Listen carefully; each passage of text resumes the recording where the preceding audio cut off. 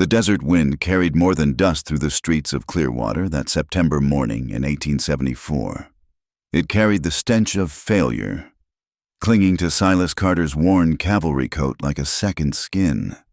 His boots, cracked and peeling at the seams, kicked up small clouds of red earth as he wandered down Main Street, counting the last few coins in his pocket for the third time. $2.37. All that remained of a life that once held promise. The war had ended 9 years ago, but for men like Silas, it never truly stopped.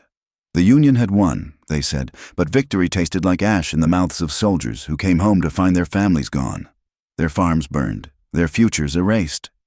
He drifted west like so many others, chasing rumors of work and redemption, finding neither. Clearwater sprawled before him like a festering wound on the landscape.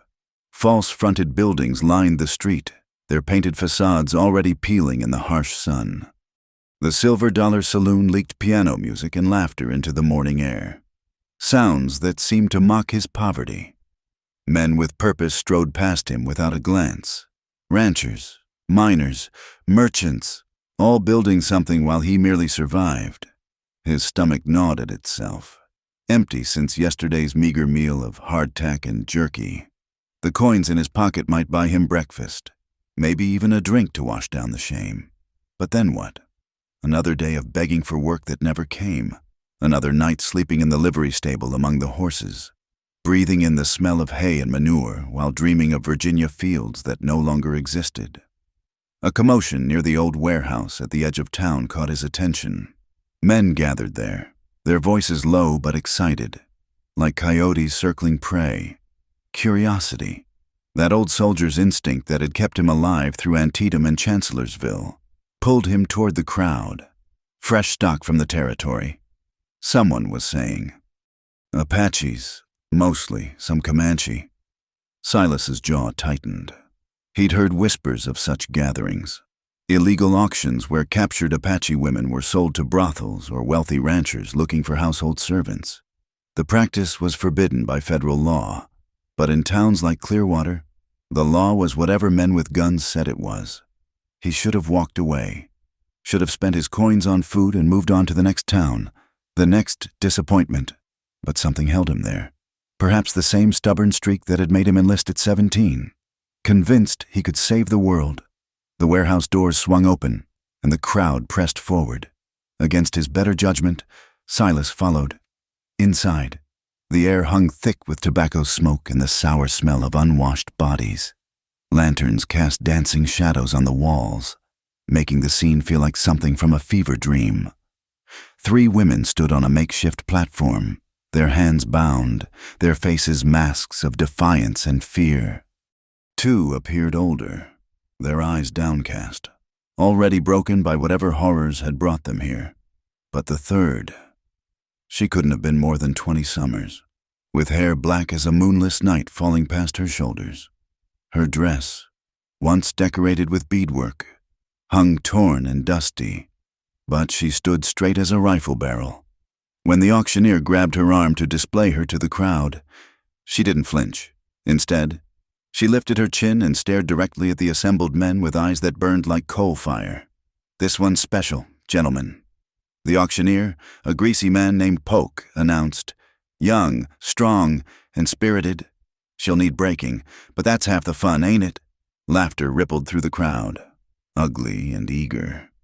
Silas felt bile rise in his throat. These men saw her as property, a thing to be owned and used. But in her eyes, he saw something else entirely, an unbreakable will that reminded him of his sister Sarah, who'd faced down Confederate raiders with nothing but a kitchen knife and raw courage. "Let's start the bidding at $50, Polk called out. "60, came a voice from the back. "75, another countered. The girl, for that's what she was, barely more than a child despite her bearing, scanned the crowd with those burning eyes. When her gaze fell on Silas, something passed between them. Not recognition, exactly, but understanding. She saw his torn coat, his hungry face, his empty hands, and somehow knew he was different from the others. $100, a well-dressed man near the front declared. Samuel Morrison.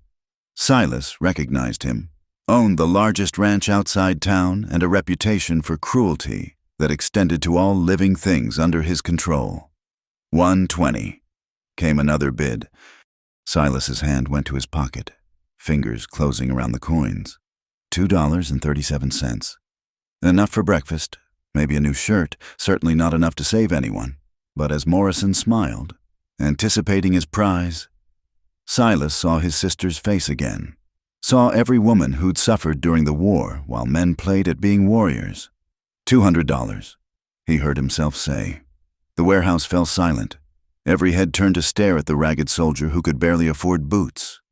Morrison's face darkened with amusement and contempt. "You have $200, soldier boy?" Polk asked, skepticism dripping from every word. Silas stepped forward, pulling out his coins and letting them spill onto a nearby table. Then he reached inside his coat and withdrew a leather pouch, weathered and worn. From it, he produced a gold pocket watch, his father's, the last thing of value he owned. "This is worth at least that," he said, his voice steady despite the voice in his head screaming at his foolishness. "Have it appraised if you doubt me." Polk examined the watch, his eyes widening slightly at the quality. It was indeed valuable, pre-war craftsmanship that had somehow survived while everything else burned. $250, Morrison said coldly. Silas unbuckled his gun belt, laying the Navy coat on the table, the watch and the gun. $300, easy. $350, Morrison countered, growing annoyed. Now Silas pulled off his coat, his boots, standing in stockinged feet on the dirty floor. "Everything I own," he said simply. "The watch, the gun, the clothes, and what coins I have. Take it or leave it." The crowd murmured, some laughing at the spectacle, others grudgingly impressed by his determination. Morrison's face had turned red as a sunset. "You can't be serious," Polk said. "You'd walk out of here with nothing?" "I'll walk out of here with her," Silas replied, never taking his eyes off the girl. "That's not nothing." Morrison opened his mouth to bid again, but something in Silas's face stopped him. Perhaps it was the recognition of one killer looking at another, the understanding that this ragged soldier would die before yielding. Or perhaps Morrison simply decided the entertainment wasn't worth the price. "Let the fool have her," Morrison spat. "He'll be dead or run out of town within a week anyway." Polk shrugged, sensing the mood of the crowd shifting. "Sold, to the soldier." Silas stood there in his union suit and socks as Polk's men collected his possessions. Someone tossed him a moth-eaten blanket, which he wrapped around himself with as much dignity as he could muster. The crowd began to disperse. Their entertainment concluded, leaving him alone with the girl whose freedom had cost him everything. A rough man cut her bonds and shoved her toward Silas. She stumbled but caught herself, that pride still burning in her dark eyes. Up close, he could see the bruises on her arms, the cut on her lip that had barely healed. Whatever journey had brought her here had been brutal. "She's yours now," Polk said, pocketing the watch with obvious satisfaction. "Though what you plan to do with her dressed like that is beyond me." Silas ignored him, focusing on the girl. "Can you walk?" he asked quietly. She tilted her head, studying him with those intense eyes. Then, surprisingly, she nodded. "Then let's go," he said, gesturing toward the door. "We need to get out of here." They emerged into the blazing sun, a strange pair that drew stares and whispers from everyone they passed. Silas, nearly naked save for the blanket, and the Apache girl walking beside him, free but wary. He led her through the town, past the saloon where men were already deep in their cups, past the general store where proper ladies clutched their skirts and looked away, past the church where salvation was preached but rarely practiced. His destination lay beyond the town limits, where the land turned harsh and unforgiving. A shack, really, more than a cabin, built from scavenged wood and held together by stubbornness. It sat in a valley where nothing grew but sagebrush and false hope, where the wind howled at night like grieving women, where only the desperate tried to scratch out an existence. The walk took an hour under the punishing sun. Neither spoke. Silas felt the stones cutting his feet through the thin socks, felt the stairs boring into his back, felt the weight of what he'd done settling on his shoulders. He'd given away everything for a stranger, an Apache girl who might kill him in his sleep or run at the first opportunity.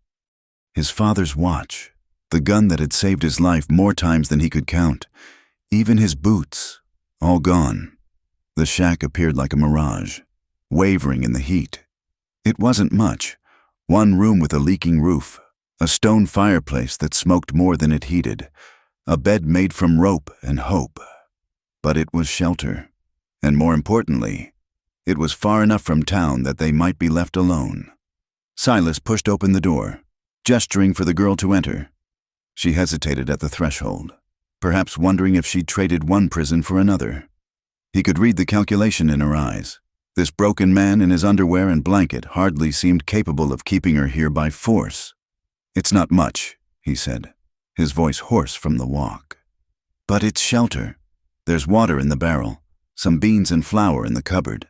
I'll sleep in the storage shed out back. You can have the cabin." She entered slowly, cautiously, like a wild animal exploring a trap. Her fingers traced the rough wood of the table, the cracked glass of the single window, the threadbare blanket on the bed. When she turned back to him, there was a question in her eyes. "I don't expect anything," Silas said quickly. I didn't buy you for that. I just couldn't let Morrison have you. Couldn't let any of them." He trailed off, unsure how to explain the impulse that had cost him everything. The girl moved to the water barrel, cupping the liquid in her hands and drinking deeply. Then she wet a corner of her dress and cleaned the cut on her lip, wincing slightly. Silas found himself transfixed by the simple act, by the grace in her movements despite everything she'd endured. "What's your name?" he asked. She looked at him for a long moment, then spoke a single word in accented English. "Nalina." "Nalina," he repeated, tasting the unfamiliar syllables. "I'm Silas Carter." She nodded but said nothing more. The silence stretched between them, filled with all the things that couldn't be said, all the boundaries that couldn't yet be crossed. Outside, a coyote howled in the distance, and the wind picked up, rattling the loose boards of the shack. "I'll get some firewood," Silas said finally. "Night gets cold out here." He started for the door, then paused. "You're free to go," he said without turning around. "If you want to leave, I won't stop you, won't chase you. You're not my property, whatever that paper says."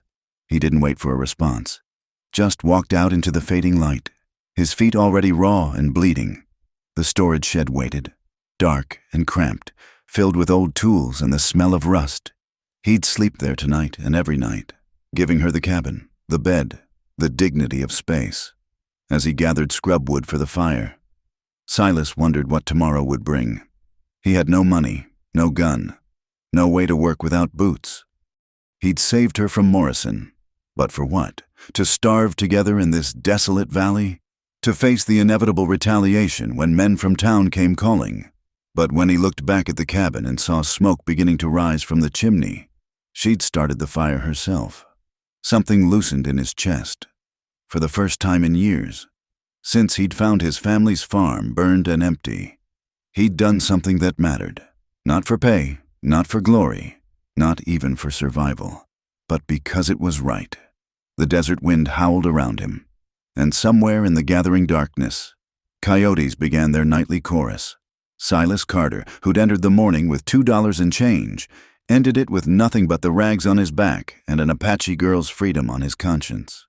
In the arithmetic of the world, he'd lost everything. But standing there in the dying light, watching smoke rise from his humble chimney while Nalina moved about inside, safe for now from the predators of Clearwater, Silas thought maybe, just maybe, he'd finally found something worth having. The first week passed in a careful dance of silence and space. Silas woke each morning in the storage shed, his body stiff from sleeping on bare ground, frost clinging to the blanket he'd wrapped himself in. He'd emerged to find smoke already rising from the chimney. Nalina rose before dawn, a habit born from years of survival. He established a routine of small gestures. Each morning, he'd fill the water barrel from the creek a quarter-mile away, his feet wrapped in rags since he had no boots. He'd leave the bucket by the door, knock once, and retreat to busy himself with other tasks. She never opened the door while he was near, but the water always disappeared. Food was harder. With no money and no gun for hunting, Silas relied on what little remained in the cabin. A sack of flour going rancid, some beans, salt. He trapped rabbits with snares made from strips of his blanket, gathered prickly pear cactus pads, and once found a nest of quail eggs. He'd prepare simple meals and leave them on the porch, maintaining the distance she seemed to need. On the fourth day, he returned from checking his snares to find his tin plate cleaned and returned to the porch. Beside it sat a small portion of flatbread, still warm. He stared at it for a long moment, this first gesture from her, before eating it slowly. It tasted of home, though he couldn't say why. Nalina began to emerge during daylight hours, always keeping the cabin between them. She'd gather wood, tend the small fire, work at tasks he couldn't quite see. Her movements were economical, purposeful, those of someone accustomed to making do with little. Sometimes he'd catch her watching him from the window, but she'd turn away when their eyes met. The challenge of communication loomed between them. Silas knew perhaps a dozen words of Apache, learned during his army days, but they were mostly commands. Stop, go, surrender. Hardly the foundation for conversation. Nalina's English seemed limited to essential words, though he suspected she understood more than she revealed. So they spoke in actions instead. When Silas cut his foot on a sharp stone, limping back to the shed leaving bloody prints, he found a poultice of crushed plants waiting on his makeshift bed the next morning. The wound healed clean within days. When a late autumn storm threatened, she secured the loose boards on the cabin before he could attempt it, moving with practiced efficiency. The storm arrived with violence, turning the desert into a sea of mud and fury. The storage shed leaked terribly, water streaming through gaps in the roof. Silas huddled in the driest corner, shivering in his threadbare clothes. When he heard the cabin door open, Nalina stood in the doorway, barely visible through the driving rain. She made a gesture, "Come." He shook his head, but she repeated it more firmly. Finally, teeth chattering, he splashed across the yard and into the cabin. She'd moved her bedding to one corner, creating a clear space by the fireplace for him. A blanket, one of the few good ones, waited there. She pointed to it, then to him, then retreated to her corner. The message was clear. Stay, but stay there. Silas sank down by the fire, feeling warmth for the first time in days. Steam rose from his soaked clothes as he held his hands to the flames. Nalina sat in her corner, knees drawn up, watching him with those dark, careful eyes. "Thank you," he said softly. She tilted her head, and for the first time, he saw something that might have been the beginning of a smile. Then she spoke, carefully forming the words. "You, cold, die maybe, no good." "No good indeed," he agreed, managing a weak laugh. They sat in silence as the storm raged outside. But it was a different silence than before, companionable rather than wary. When his clothes had dried somewhat, Silas found himself talking, not expecting her to understand, but needing to fill the space with something other than wind and rain. He told her about Virginia, about the farm with its green fields and apple orchards, about his sister Sarah, who could outride any boy in the county, about joining the army young and foolish, thinking war was glory and righteousness, about coming home to ashes and absence, finding neighbors who'd survived but knew nothing of his family's fate. Nalina listened, her eyes never leaving his face. When he finished, she was quiet for a long moment. Then she began to speak in her own language, a low, musical flow of words he couldn't understand but somehow felt. Her hands moved as she talked, painting pictures in the air, mountains, perhaps, and rivers, and people lost. The storm passed near dawn, leaving the world washed clean. Silas woke to find himself still by the now cold fireplace. Nalina was already up, making coffee from the last of their grounds. She handed him a cup without meeting his eyes, but her fingers brushed his in the exchange, the first deliberate touch between them. That day, she began teaching him. Simple things at first, the Apache words for water, fire, food. He was a poor student, stumbling over the unfamiliar sounds, but she was patient. In return, he offered English words, which she absorbed with surprising quickness. They developed a pidgin language between them, part Apache, part English, part gesture. Through this halting communication, he learned fragments of her story. Her band had been attacked by soldiers while camped for winter. The men had fought, allowing women and children to flee, but cavalry had run them down. She'd seen her mother fall, her younger brother disappear in the chaos. She'd been taken with other survivors, passed from fort to fort, until somehow ending up in Clearwater's illegal market. "Your people?" she asked one evening as they shared a meager meal of rabbit stew. "Gone," Silas said simply. "Like yours," she nodded, understanding in her eyes. They were both orphans of violence, adrift in a world that had no place for them. As autumn deepened toward winter, their strange partnership evolved. Nalina proved skilled at finding food where none seemed to exist. Roots and plants Silas would have passed by. Small game tracked with patient cunning. She showed him how to weave snares that actually worked, how to read weather signs in the flight of birds, how to find water in seemingly dry ground. In return, Silas repaired the cabin as best he could with no tools and no money. He chinked gaps with mud and grass, reinforced the door with scavenged planks, even managed to trade labor for a piece of canvas to patch the worst of the roof leaks. He did these things not as her owner, a concept that made him sick, but as someone sharing space, earning his keep. The town hadn't forgotten them. Twice, riders approached the cabin, only to turn back when they saw how far from civilization it sat. Silas knew it was only a matter of time before curiosity or malice brought them calling. But for now, the distance protected them. One clear night, sitting outside the cabin, he still slept in the shed despite the cold. Silas pointed to the stars and began naming constellations his father had taught him. Nalina surprised him by knowing them too, though by different names. She traced patterns in the sky, telling stories of warriors and animals, of heroes who became stars. "Same stars," she said in her careful English. "Different eyes see different things." "Yes," Silas agreed. "But still the same stars." She looked at him then, really looked at him, and he felt seen in a way he hadn't since before the war. Not as a soldier, not as a failure, not as the fool who'd given everything for an Apache girl, but as simply a man sitting under the stars. The moment passed, but something had shifted. The next morning, she didn't retreat when he brought water. Instead, she worked beside him, gathering firewood. When their hands accidentally touched, reaching for the same branch, neither pulled away immediately. That evening, the first real cold snap hit. Silas, still sleeping in the drafty shed, woke to his teeth chattering so hard he thought they might break. He pulled his thin blanket tighter, but it did little against the desert cold that bit deep into bones. He heard the cabin door open, saw Nalina's silhouette against the faint starlight. She stood there for a moment, then walked to the shed. Without a word, she took his arm and pulled him to his feet. Her hand was warm against his frozen skin. Inside the cabin, she'd built up the fire.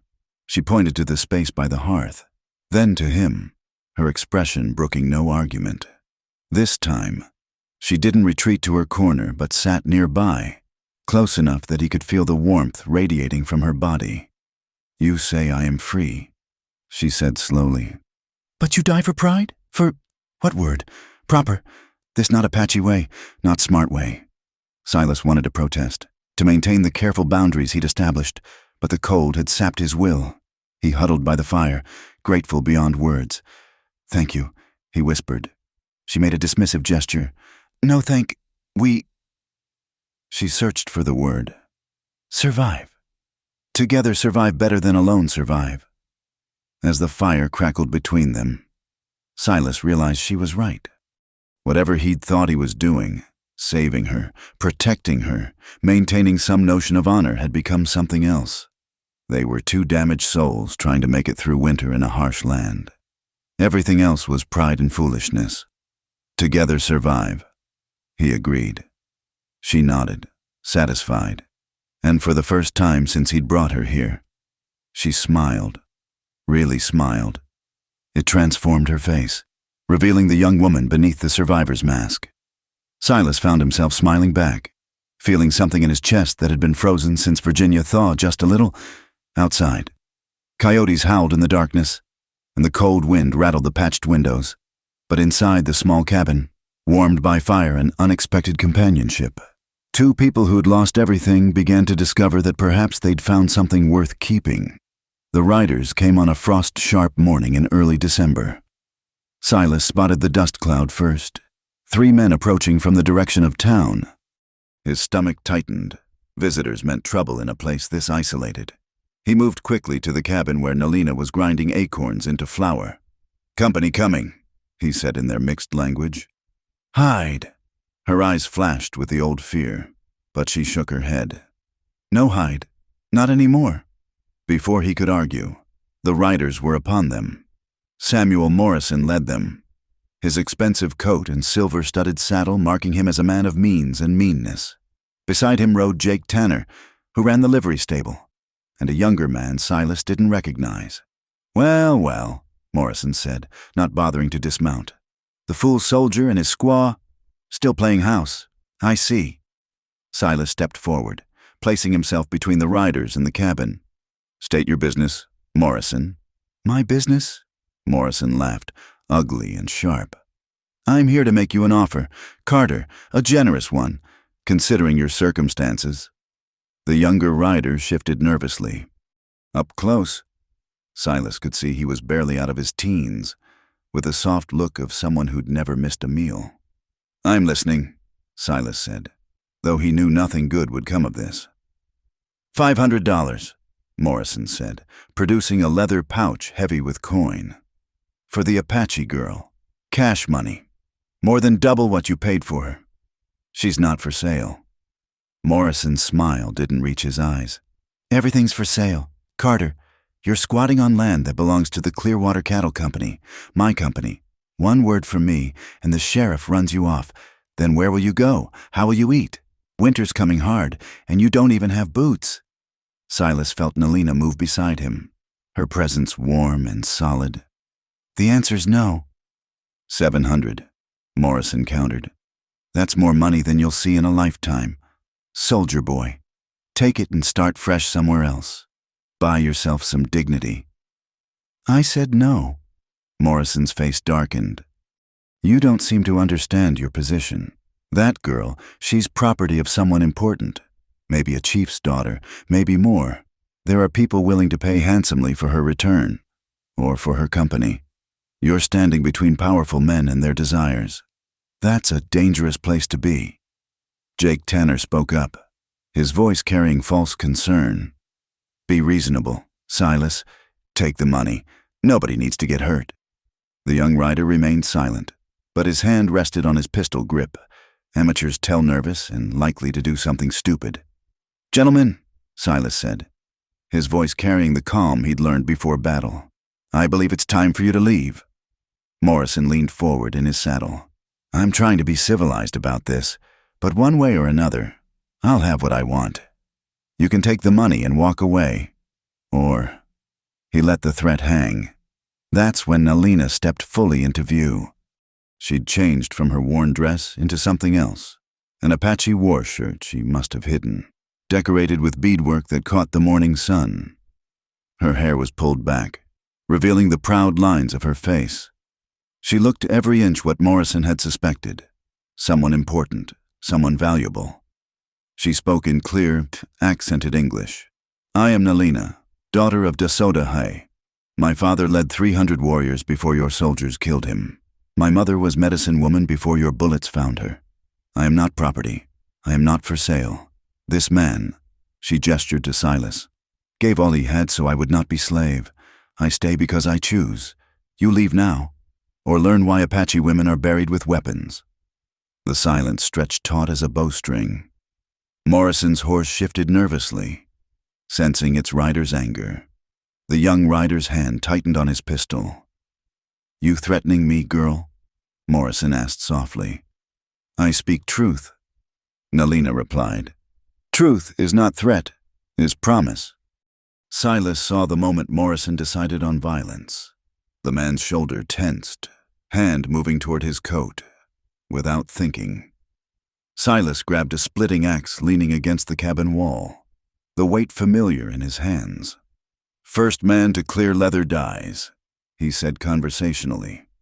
"I've got no gun, but I can put this axe through a man's skull at 20 feet. Practiced it considerable during the war." It was mostly bluff. He'd never thrown an axe in combat, but his tone sold it. The young rider's hand froze.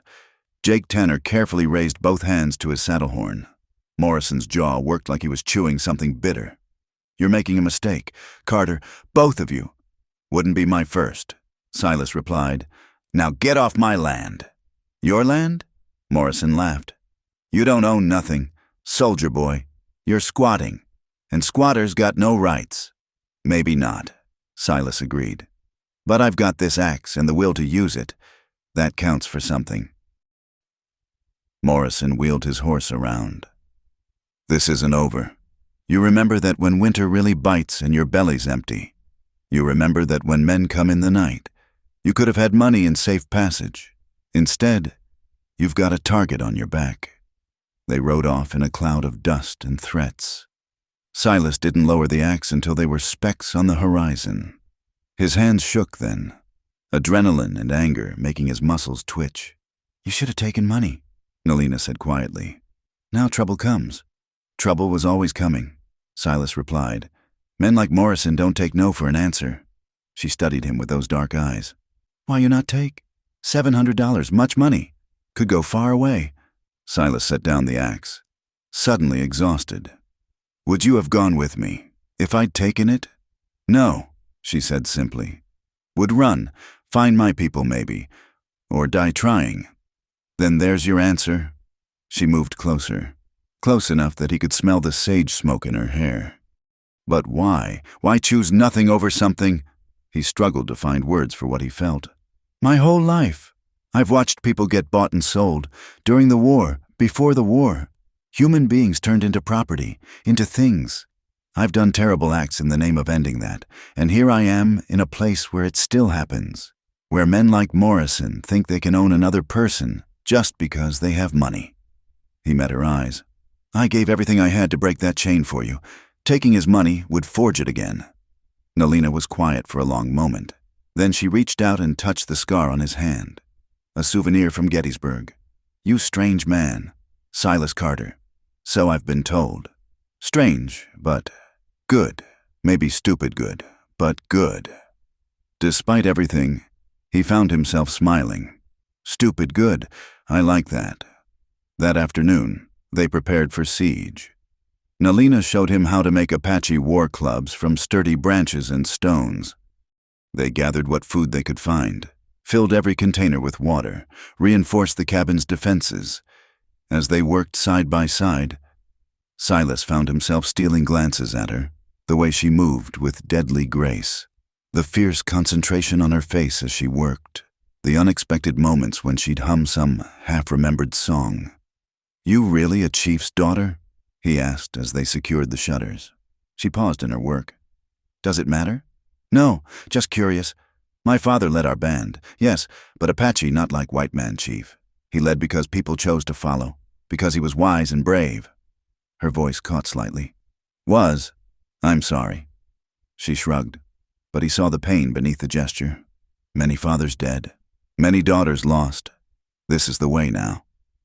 That night, they sat closer to each other than ever before, sharing the warmth of the fire and the last of their coffee. The threat of Morrison's return hung over them, but somehow it had changed things. They were united now, facing whatever came together. "Teach me," Silas said suddenly, "to fight like Apache. I know soldier fighting, but this is different. If they come at night, I need to know." She considered this.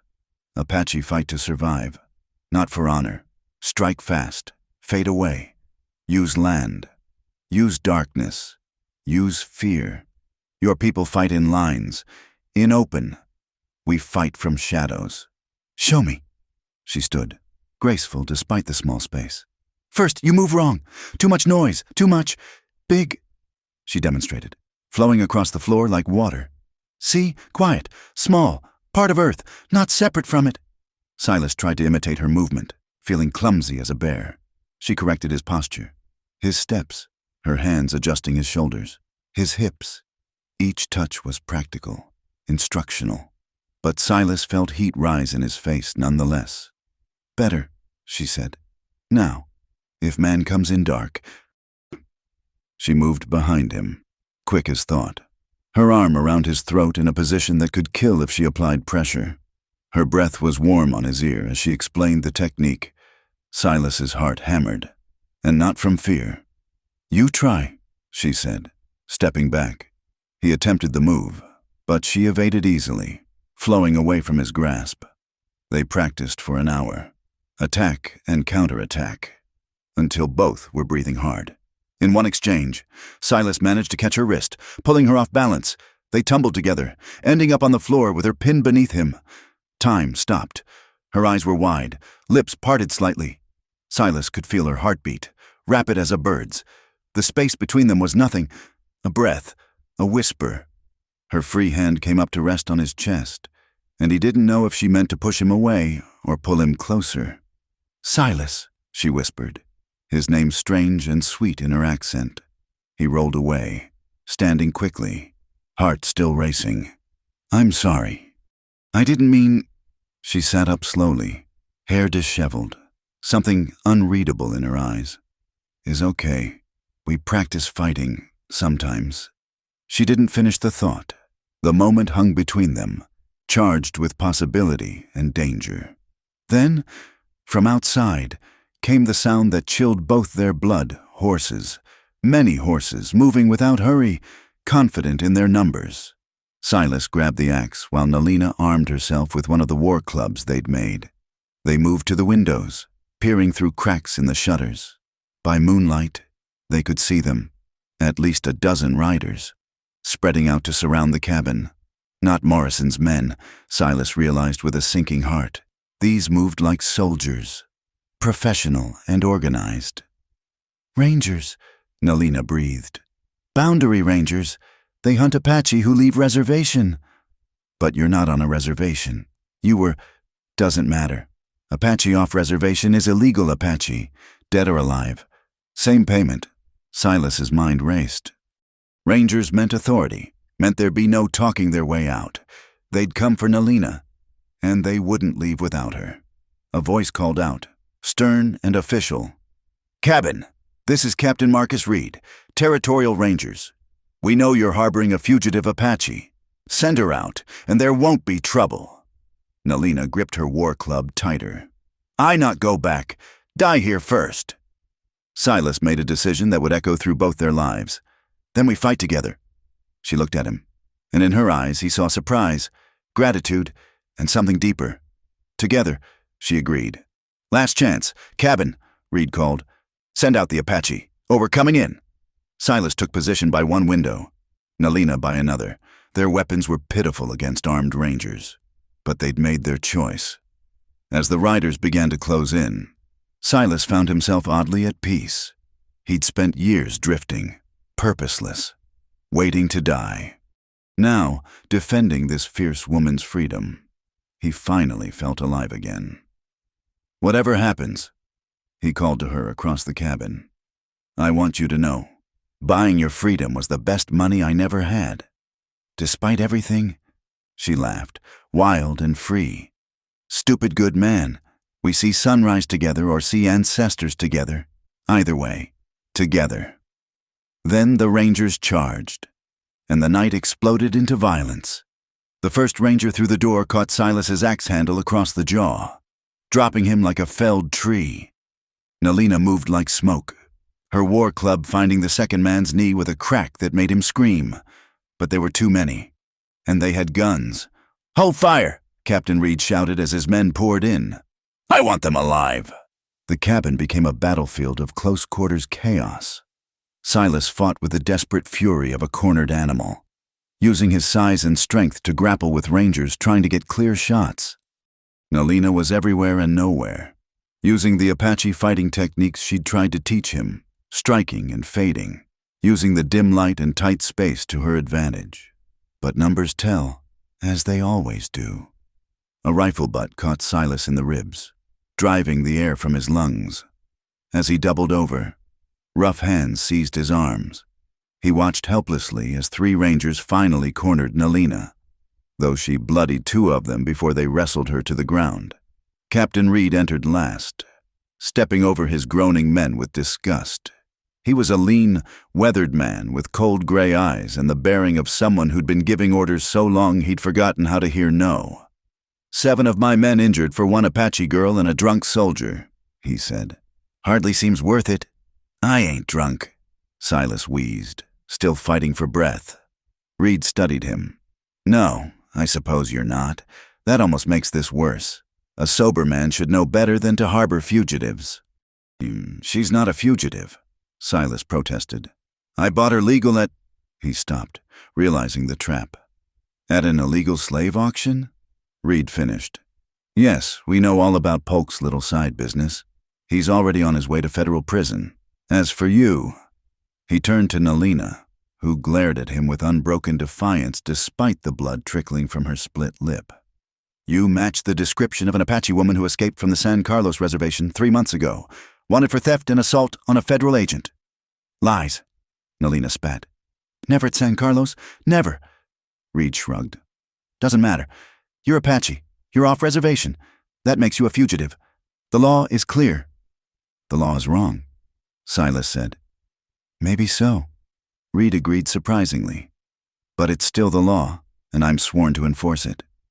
He gestured to his men. Bind them both. We'll sort this out at Fort Buchanan. As rough hands tied his wrists, Silas watched them do the same to Nalina. Their eyes met across the cabin, and she gave him the slightest nod. Be ready. They were hauled outside where more rangers waited with horses. The night air bit sharp and cold. Reed supervised as they were loaded onto horses, hands tied to saddle horns. Captain, one of his men said, orders were just for the Apache. What do we do with him? Reed considered. He assaulted federal officers. That's enough to hold him until we figure out the rest. Maybe sometime in military custody we'll remind him which side he fought for in the war. The ride to Fort Buchanan took 2 days through rough country. Silas and Nalina were kept separated, but he could see her ahead, sitting straight despite exhaustion and bonds. At night they camped under heavy guard, given water and hardtack but no chance to speak. Fort Buchanan squatted on the desert like a sun-bleached skull, all adobe walls and hard angles. The flag snapped in the constant wind, a sound Silas had once found comforting but now seemed like mockery. They were processed like freight names recorded, possessions, what little they had, confiscated, then locked in separate cells in the stockade. Silas's cell was a stone box with a barred window too high to reach. A straw mattress and a bucket completed the accommodations. He paced the small space, tested the bars, examined every inch of stone, finding nothing but solid construction and despair. On the second night, a guard brought something besides the usual meal. A visitor. Samuel Morrison entered the cell like he owned it, which in a way he did. Money owned everything out here. You look uncomfortable. Carter, Morrison observed. These accommodations don't suit you. What do you want? Morrison pulled out a cigar, taking his time lighting it. I want to help you, believe it or not. You're facing serious charges, assault on federal officers, harboring a fugitive, interfering with official duties. That's 5 to 10 years hard labor, maybe more. Silas said nothing. Waiting. But I have influence. Morrison continued. A word from me, and those charges disappear. You walk out of here free and clear. I'll even throw in a stake, say, $1,000. Enough to start over anywhere you like. In exchange for what? Morrison smiled. You sign a simple document, a bill of sale, transferring ownership of the Apache girl to me, all legal and proper. After all, you did buy her, as several witnesses will attest, including young Private Bennett, whom I believe you met at your cabin. The young, nervous rider. Of course Morrison had planted him with the Rangers. Silas felt sick at how thoroughly he'd been outmaneuvered. "She's not property to be sold," Silas said. "The law says different. And even if it didn't, what does it matter? Sign the paper, take the money, walk away. She goes to San Carlos Reservation where she belongs, and you go wherever you want. Everyone wins. She doesn't go to any reservation. She goes to you." Morrison shrugged. "The reservation needs teachers for the Indian children, domestic help for the officers' wives. I simply facilitate such placements. For a fee." "You mean you sell them?" "I provide a service. Supply and demand. Carter, the foundation of civilization." Silas moved closer to the bars, close enough to smell Morrison's expensive cigar. "Get out." Morrison sighed. "Think about it. Soldier, your trial's in 3 days. The territorial judge is an old friend of mine. Without my intervention." He let the threat hang. 3 days to decide between freedom and a decade breaking rocks under the desert sun. After he left, Silas slumped on the mattress. Morrison was right. He'd been a fool to think he could fight men with money and influence. All he'd done was delay the inevitable and earn himself a prison sentence. That night, tapping came from the wall. Rhythmic, deliberate, Morse code. Silas pressed his ear to the stone, translating NALINAH. His heart leaped. She was in the adjoining cell. He tapped back. SILASYOUOK? YESIOUESPLAN. There was a long pause. Then TRUSTME. Over the next 2 days, they communicated in broken conversations through stone. She told him things she'd never said aloud, about her childhood in the mountains, learning the old ways from her grandmother. The morning the soldiers came, he told her about finding his family's graves, about wandering west with no purpose but movement, about the moment he'd seen her on that platform and known he couldn't walk away. The night before the trial, she tapped THANKYOU, FORWHAT, FORSEEINGME, NOTTHING, PERSON. Silas stared at the wall, wishing he could breach it, could see her face. Instead, he tapped ALWAYS. There was silence for so long he thought she'd stopped. Then, TOMORROWBEREADY. The trial was a farce. Judge Horace Whitman, a fat man who sweated whiskey, barely looked up from his papers as the charges were read. The courtroom was Morrison's creature, his men in the gallery, his money in every pocket that mattered. Silas stood in shackles as Captain Reed testified to the assault. No mention of the illegal auction, of Morrison's threats, of anything that might complicate the narrative. Nalina stood beside him, chin high, refusing to acknowledge the proceedings. "How do you plead?" Whitman asked Silas. Before he could answer, commotion erupted outside. Horses shouting, a woman scream. The courtroom doors burst open and a young cavalry officer rushed in. "Apache raid!" He gasped. "They hit the supply wagons, heading this way!" Chaos, soldiers running for weapons, civilians scrambling for cover. In the confusion, Silas felt Nalina press against him. Something metal touched his hands. A key. Where had she gotten it? "Now!" she whispered. His shackles fell away. She was already free, moving toward the side door. Silas followed, his heart hammering. They made it 3 steps before Morrison saw them. "Stop them!" he shouted. But the soldiers were focused on the Apache threat. Only Morrison and 2 of his men gave chase. They burst out of the courthouse into blazing noon sun and chaos. Cavalry horses milled everywhere, soldiers running, dust clouds on the horizon where Apache raiders approached. "This way!" Nalina hissed, pulling him toward the stables. Morrison appeared, pistol drawn. "Going somewhere?" Silas stepped in front of Nalina. "Let us go, Morrison. You've got bigger problems. You are my problem." Morrison snarled. "Both of you." That's when Silas noticed Nalina's slight smile. "No Apache raid," she said softly. "Apache distraction." The dust clouds were horses. Yes, but riderless. A herd driven by two young Apache boys who were already wheeling away. Their job done. The raid was theater, performed for an audience of one. Morrison's face went purple with rage. He raised his pistol, aimed at Silas's chest. "Then I'll solve my problem, right?" The shot was impossibly loud, but it wasn't Morrison's gun. Captain Reed stood in the courthouse door, smoking cavalry revolver in hand.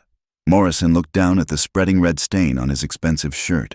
Surprise replacing rage. He toppled forward into the dust. He was drawing on unarmed federal prisoners. Reed said calmly, "I had no choice." His men emerged, surrounding them. Silas tensed, but Reed holstered his weapon. "Miss," he said to Nalina, "I've just received word from Washington. There's no record of you at San Carlos, no warrants, no escape. Officially, you don't exist in our files." Nalina's eyes narrowed with suspicion. Reed continued, "And you, Mr. Carter, it seems there's been a mistake. The men you struck were imposters, not real Rangers. No federal assault took place." "Captain," one of his men protested. That's exactly what happened. "Sergeant," Reed cut him off. "Unless you saw something different?" The sergeant looked at Morrison's body, at Reed's hard face, at the pistol on his captain's hip. "No, sir, imposters. Definitely imposters." Reed stepped closer to Silas and Nalina. "I've been investigating Morrison for months. Slave trading, murder, theft. But he was too well connected, too careful, until you two forced his hand." He glanced at the body. "Self-defense is a powerful legal principle." "Why?" Silas asked. Reed's weathered face softened slightly. "I had a daughter once. Apache took her in a raid when she was 6. I spent 3 years hunting them, killing every warrior I could find. Then I learned she'd died of fever that first winter. All that killing for nothing." He looked at Nalina. "Can't bring her back. Can't undo what I've done. But maybe I can balance the scales a little." He stepped aside. "There are 2 horses in the stable, saddled and provisioned. They'll be reported stolen in about an hour." Silas took Nalina's hand. "Captain, Go," Reed interrupted. "Before I remember, I'm supposed to be enforcing the law." They didn't need to be told twice. The horses were indeed ready, including Silas's navy coat and the saddlebag. Returned from evidence. They mounted quickly, but Nalina paused, looking back at Reed. "Your daughter," she said. "What was her name?" Reed's jaw tightened. Mary Elizabeth Reed." Nalina spoke a few words in Apache, melodic and solemn. "I will remember her to the spirits. She will not be forgotten." Something broke in Reed's weathered face. He nodded once, sharply, then turned away. They rode hard through the afternoon, putting distance between themselves and Fort Buchanan. As the sun began its descent, painting the desert in shades of fire, they finally slowed. Silas looked over at Nalina, riding beside him, free and fierce and beautiful. "That distraction with the horses," he said. "How did you arrange that?" She smiled, the first real smile he'd seen since their capture. "Apache everywhere, invisible to white eyes.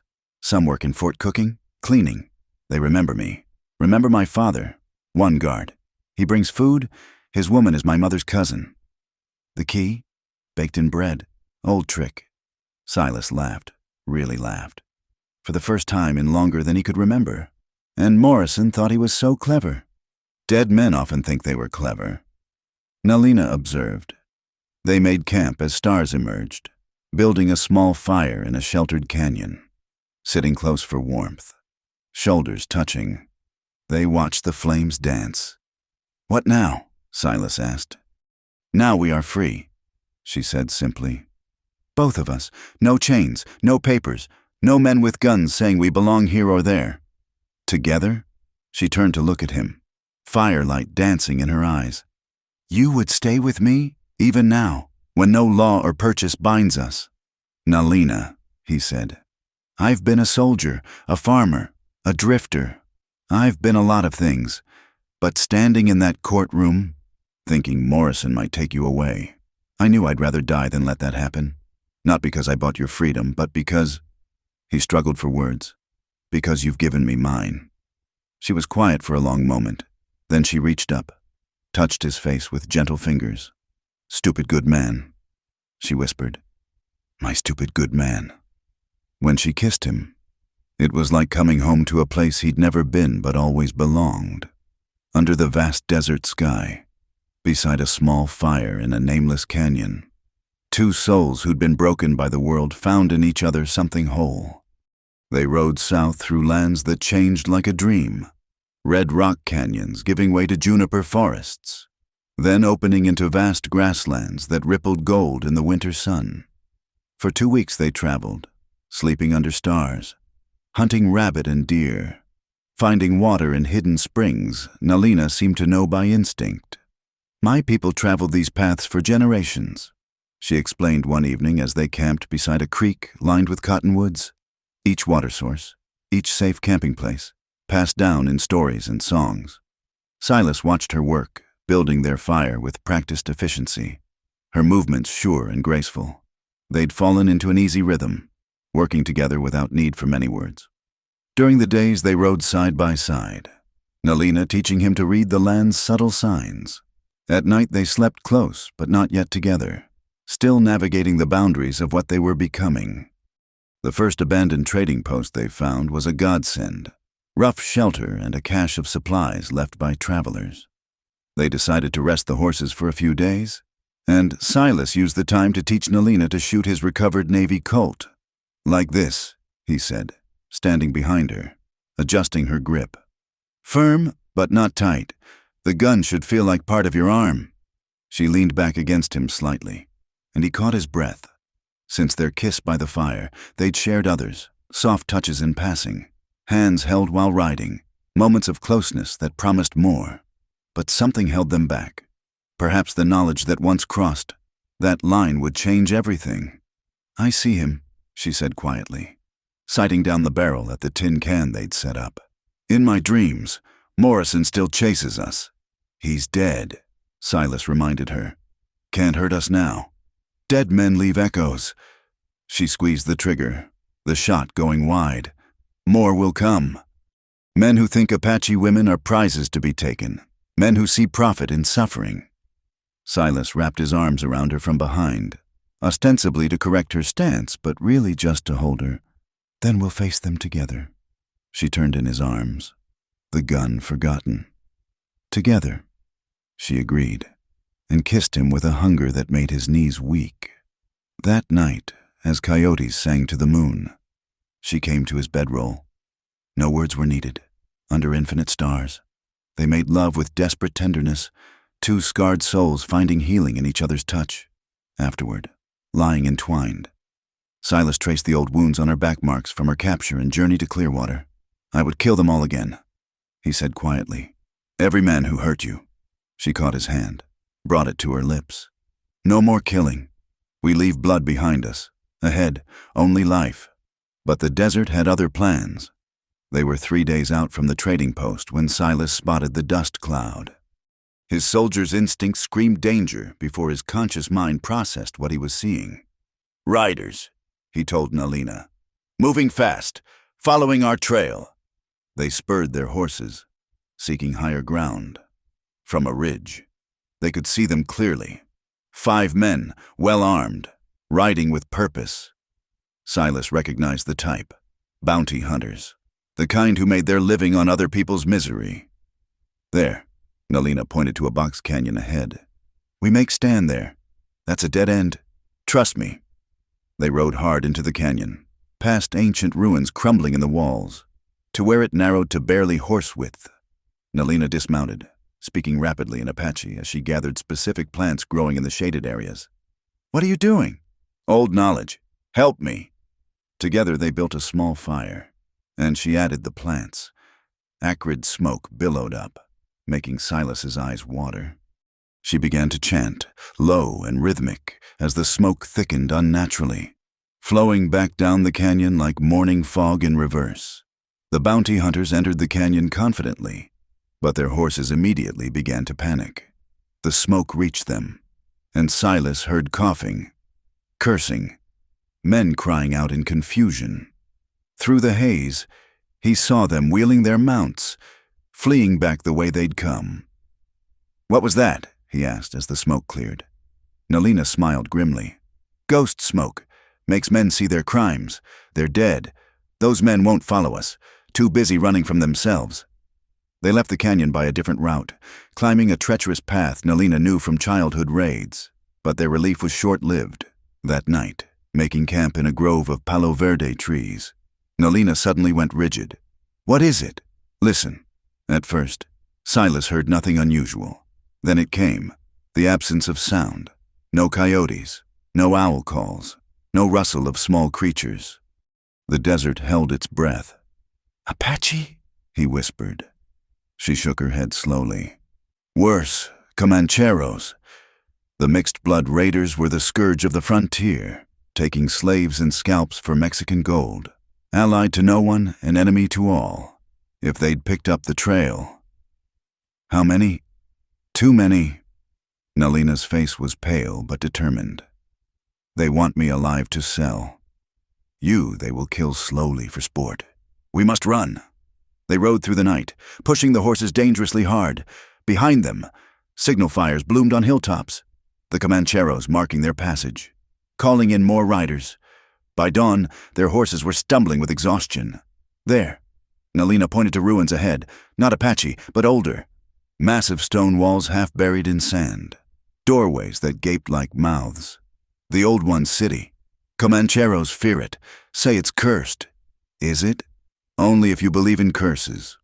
They led the horses into the ruins, finding a chamber with water pooled in carved basins. The animals drank desperately while Silas and Nalina explored their sanctuary. The place felt ancient beyond words. Walls covered in faded paintings of beings that might have been men or gods. "My grandmother spoke of these places," Nalina said, running her fingers over the symbols. "Cities of the before people, who vanished like smoke when their time ended." Comforting thought. Silas muttered, checking his ammunition. 12 shots for the Colt, 15 for the rifle they'd taken from the trading post. Not nearly enough if the Comancheros decided ancient curses were less frightening than lost prophets. They didn't have long to wait. As the sun climbed, riders appeared, 20 or more, spreading out to surround the ruins. Their leader, a massive man with silver conchos on his jacket, rode forward. "Hola, friends," he called in accented English. "No need for unpleasantness. Send out the woman. We all go home happy." "Go to hell," Silas shouted back. The leader laughed. "Senor, you are two. We are many. The Apache woman will bring good price in Chihuahua. You bring nothing but target practice. Be smart." Nalina touched Silas's arm. "Maybe you should—" "Don't!" He looked at her fiercely. "Don't even think it." She smiled sadly. "Stupid good man. Will die for pride." "Not pride. Love." The word hung between them, spoken aloud for the first time. Nalina's eyes widened, then softened. "Then we die together," she said simply. The Comancheros were moving closer, tightening the circle. In minutes they'd rush the ruins, and it would be over. Silas checked his weapons one last time, kissed Nalina once, hard, and prepared to sell their lives dearly. That's when the singing started.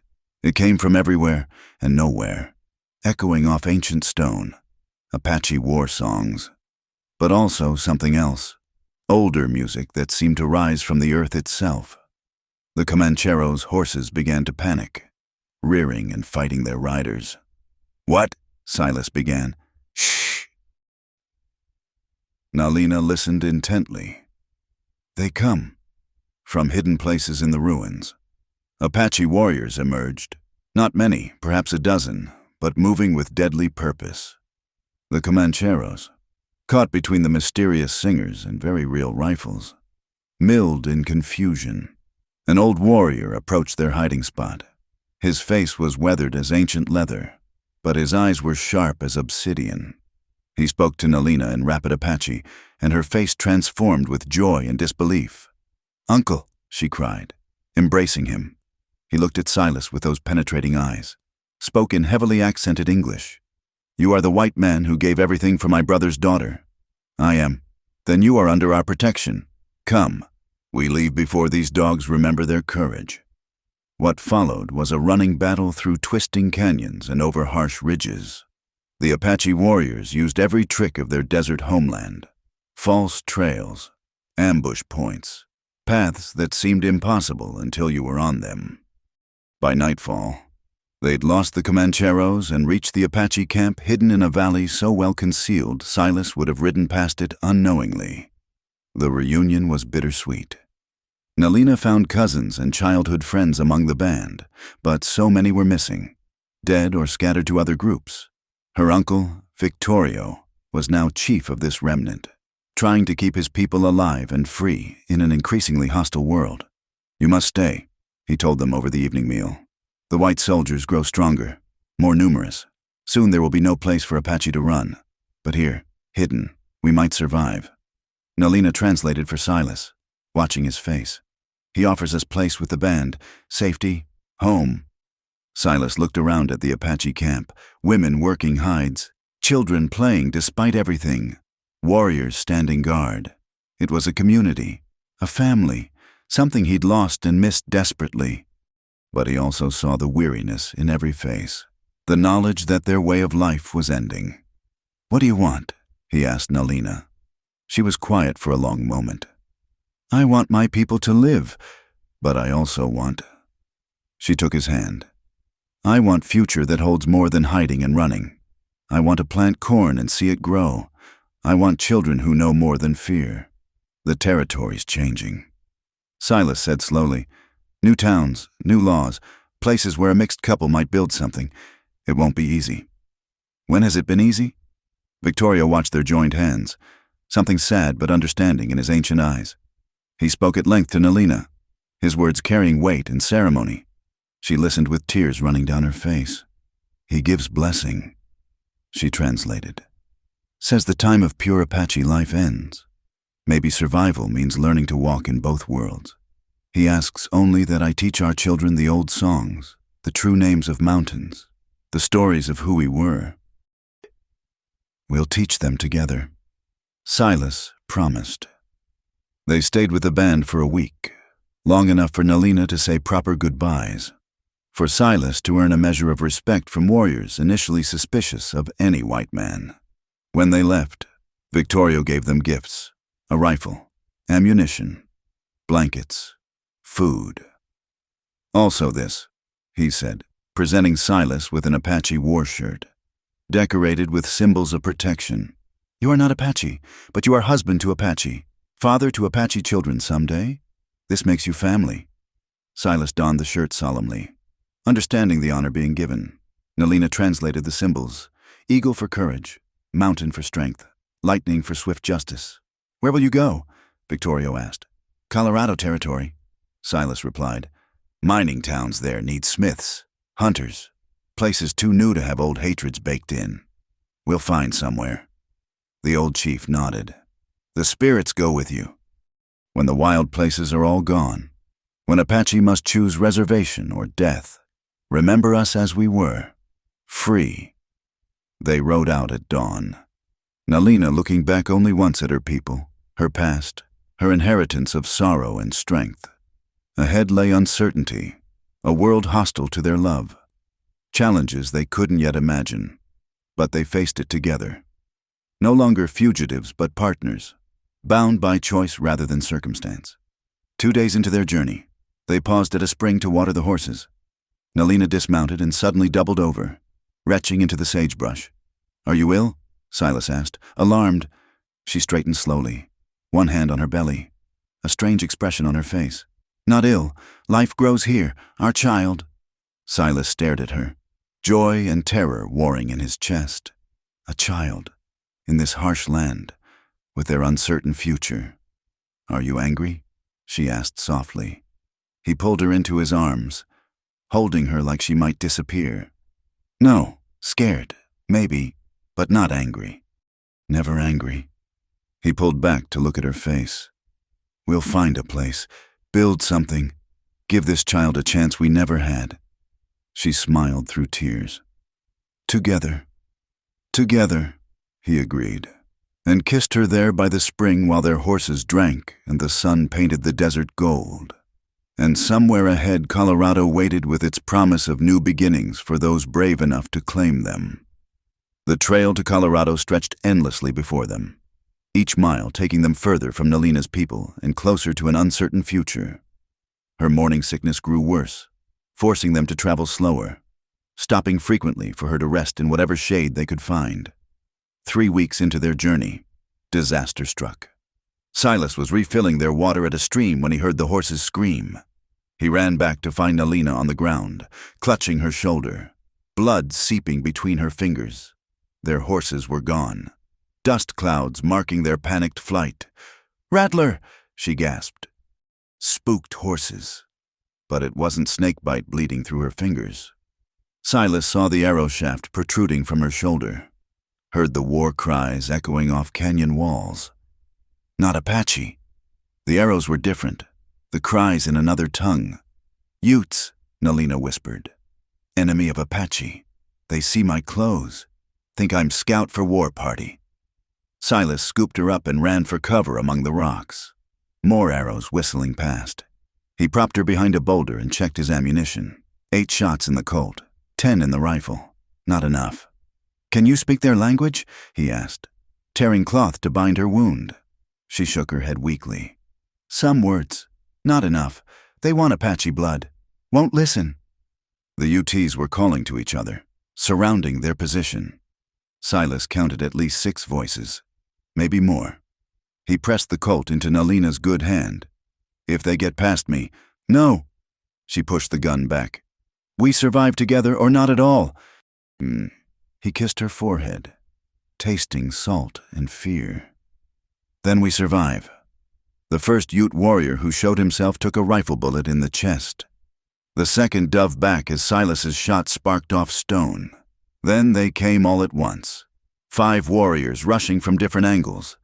Silas fought like a man possessed, using rifle as club when ammunition ran out. Grappling hand to hand with warriors half his age, but numbers tell their tale. A war club caught him across the ribs, dropping him gasping. As he struggled to rise, a warrior stood over him, raising a tomahawk for the killing blow. The shot was impossibly loud in the rocky confines. The warrior stumbled back, looking surprised at the spreading red on his chest. Nalina, pale as death, lowered the smoking Colt with trembling hands. "Behind you," Silas croaked. She spun, firing again. But the warrior was already too close. His knife descended toward her belly, toward their unborn child, and Silas screamed rage at his helplessness. The blade never landed. Another knife intercepted it, and suddenly a new figure was there, a mountain man in buckskins, moving with lethal grace.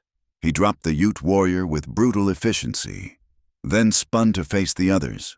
"That's enough," he roared in accented English. "These people are under my protection." The remaining UTs hesitated. The mountain man spoke rapidly in their language, gesturing at Nalina and Silas. Whatever he said carried weight. The warriors began backing away, collecting their dead and wounded. Only when they'd vanished into the canyon did the mountain man turn to face them. He was older than Silas first thought, grizzled and scarred, with eyes the color of winter sky. "Name's Jedediah Frost," he said, kneeling beside Nalina. "Lucky I was tracking those bucks. They've been jumpy since Comancheros hit their winter camp, killing anything that looks Apache." He examined Nalina's wound with surprisingly gentle hands. "Arrows deep but missed the lung." "Need to get it out quick, though. You up for some pain, little sister?" Nalina nodded weakly. "Do it!" What followed was brutal. Frost cut out the arrowhead while Silas held Nalina, her screams echoing off canyon walls. But the mountain man knew his business. The wound was cleaned and packed with herbs that stopped the bleeding. "She needs rest and shelter," Frost said. "My cabin's 2 days north. Can she ride?" "Our horses ran," Silas said. Frost whistled sharply.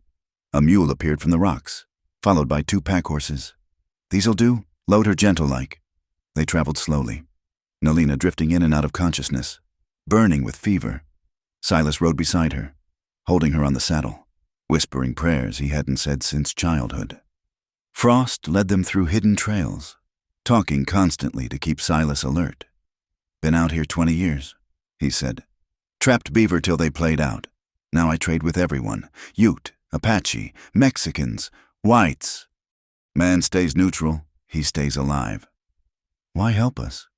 Frost glanced back at Nalina. "Had a Shoshone wife once. Cholera took her and our boys 10 winters back. Maybe I saw something in your woman's eyes reminded me of her. Maybe I'm just getting soft in my old age." His cabin sat in a valley between peaks, built solid from logs and stone.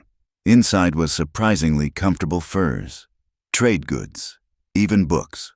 Frost helped carry Nalina to a bed piled with buffalo robes. For 3 days she fought the fever while Silas sat beside her, cooling her with wet cloths, spooning broth between her cracked lips. Frost provided medicines, willow bark for fever, something he called bitter root for infection. "She's fighting for 2, the mountain man observed. "That baby wants to live. Good sign." On the 4th dawn, Nalina's fever broke. She opened clear eyes, focused on Silas's haggard face. "You look terrible," she whispered. He laughed through tears, pulling her against him carefully. "You scared me, scared myself." She touched her belly gently. "But we're strong, baby and I, Apache strong." During her recovery, Frost proved invaluable. He knew everyone and everything in the territory, including which towns might accept a mixed couple. Silver Creek, he suggested one evening over venison stew. New mining town, barely 2 years old. They need skilled workers bad enough not to ask too many questions. Sheriff there owes me favors. Man named Tom Garrett. Fair as they come. "Would they accept Nalina?" Silas asked. Frost considered. "Tell them she's Mexican. Her English is good enough now. And in a mining town. Mexican is practically white compared to Chinese or Indian. Keep her hair covered. Dress American.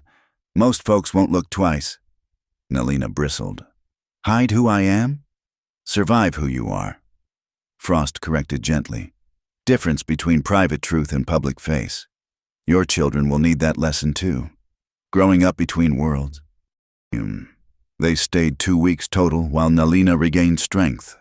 Frost outfitted them with supplies, new clothes, even a small stake of gold dust. "Payment for killing those Comancheros been terrorizing everyone," he said when Silas protested.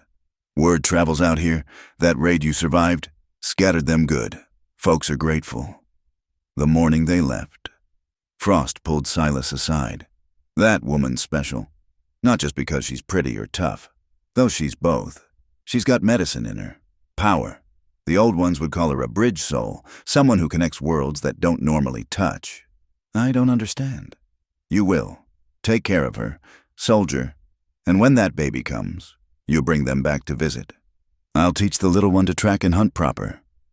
They parted with handshakes and promises, then rode north toward Silver Creek and whatever future waited there. Nalina rode steadily despite her healing wound, but Silas noticed her touching her belly more often, whispering in Apache to the life growing within. "What do you tell the baby?" he asked one evening as they camped. "Stories," she said. "Who we are, where we come from. So even if we must hide outside, inside the child will know truth." Silver Creek appeared like a scar on the mountain's face. Raw buildings, mud streets, the constant noise of stamping mills crushing ore.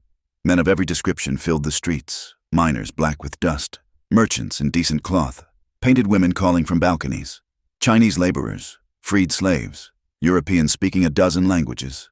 A place where everyone's from somewhere else, Silas observed. They found Sheriff Garrett at his office, a lean man with intelligent eyes who studied Frost's letter of introduction carefully. "Jed says you're good folks in a tough situation," he said finally. "That's enough for me." "You looking to settle or pass through?" "Settle," Silas said. "I can smith, hunt, work horses. My wife knows herbs and healing." Garrett's eyes flicked to Nalina, taking in her American dress, her carefully pinned hair, the way she held herself. If he suspected anything, he kept it to himself. Town needs both. Blacksmith died of pneumonia last month, and Doc Patterson's drunk more than sober. You'll find work. He leaned forward. Some advice: keep your heads down first few months. Let folks get used to you gradual-like. This town's got its share of hard cases, but most are live and let live if you don't cause trouble. They rented a small house on the town's edge. 2 rooms with a lean-to that could serve as a shop. The first night, lying in their own bed for the first time since that cabin in the desert, they held each other and dared to hope. But hope in a mining town was a fragile thing. The trouble started small. Whispers when Nalina went to market. Men who stared too long. Women who crossed the street rather than pass her. She kept her eyes down, spoke softly, played the part of a Mexican smith's wife. Silas found work immediately. The town desperate for someone who could repair tools and shoe horses. Miners paid in gold dust and silver nuggets, and slowly they accumulated savings. Nalina began treating minor injuries and ailments, her Apache medicine knowledge disguised as old family remedies from Mexico. One night, a month after their arrival, someone threw a rock through their window with a note, "We know what you are." Silas wanted to storm out, find the culprits, but Nalina stopped him. "This is test. React with violence. We prove their fears. React with dignity. Maybe we change some minds." So they replaced the window and said nothing.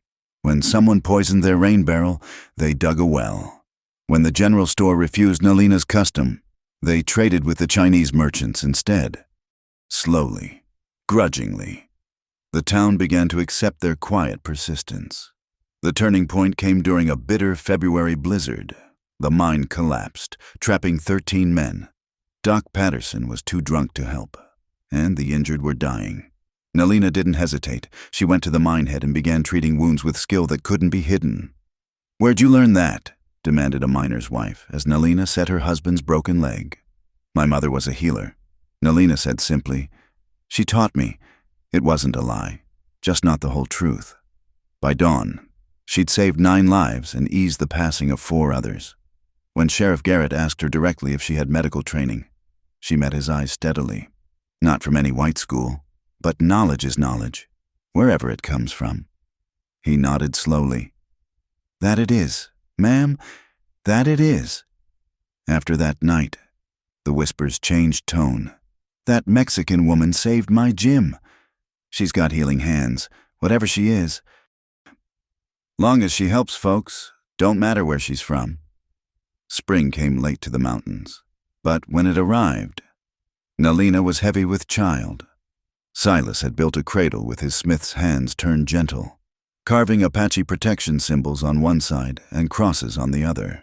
"Covering all bases," he explained, making her laugh. The labor came during a thunderstorm, lightning splitting the sky while Nalina fought to bring their child into the world.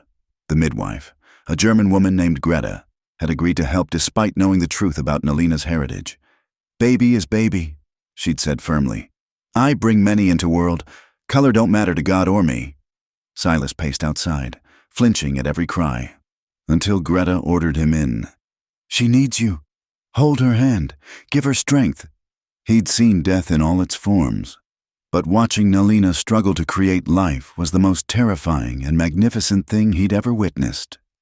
When the baby finally emerged, squalling and perfect, he wept without shame. "A girl," Greta announced, placing the infant on Nalina's chest. Strong lungs, good color, a fighter, like her mother. Nalina, exhausted but radiant, traced their daughter's features with wonder. "She has your eyes," she told Silas, "but my spirit, I can feel it." They named her Sarah Ayanna Carter. Sarah for Silas's sister, Ayanna meaning eternal blossom in Apache, a bridge name for a bridge soul. That night, as storm gave way to stars, Silas sat beside his wife and daughter, marveling at how far they'd come.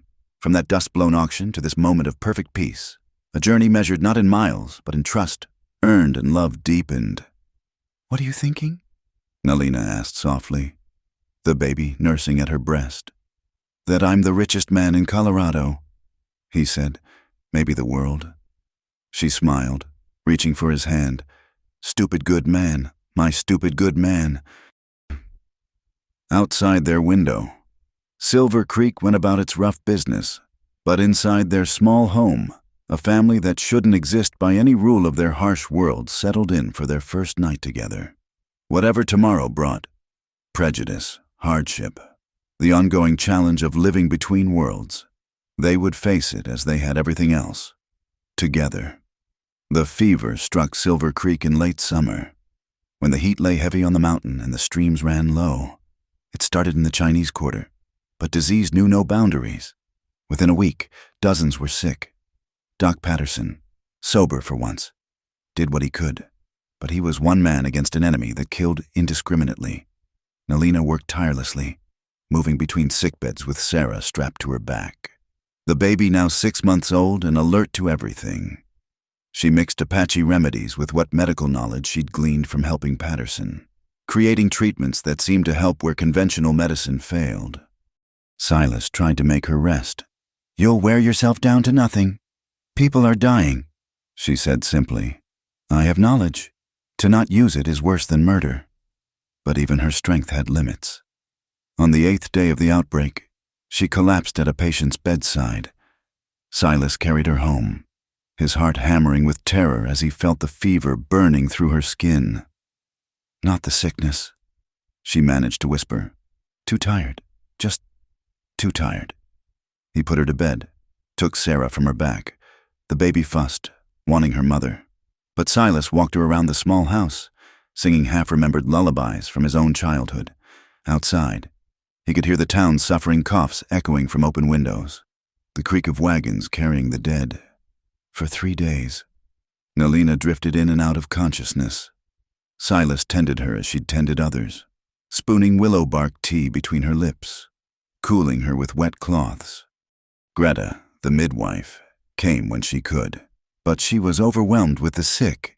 "She's exhausted herself," Greta said. "Body and spirit both. She needs rest, but more than that, she needs reason to fight."